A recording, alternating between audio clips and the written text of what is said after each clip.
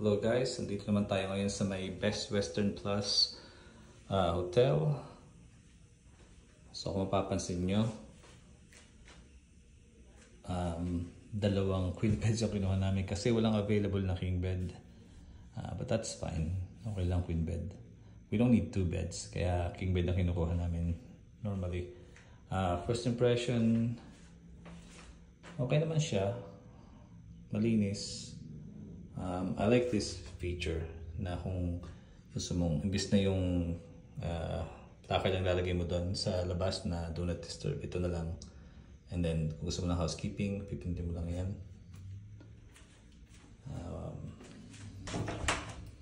Closet. Ito, ayaw ko nito. Ayaw ko lang nasa labas ng bathroom yung sink.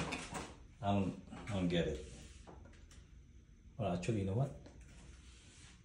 Meron din pala sa sa loob good. Because normally, yeah, ayoko kasi nung nasa labas yung sink. Diba? Paano kung nadumihan mo yung kamay mo? Diba? Sa pagkatapos mo gamit ng kubeta.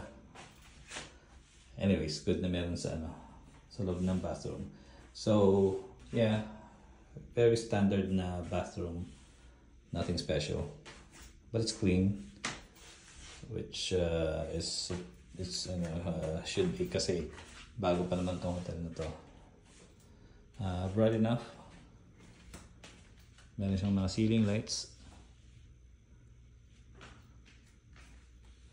Dami siyang ilaw, yung leading light doon.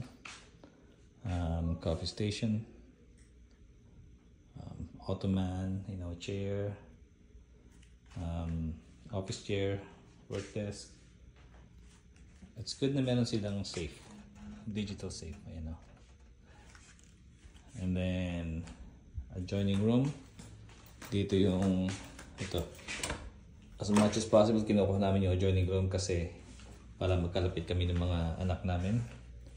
So yung layout dito is the exact same thing sa layout ng kwarto namin.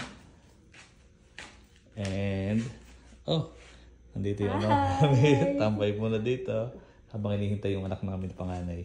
Yes. Ay, bunso.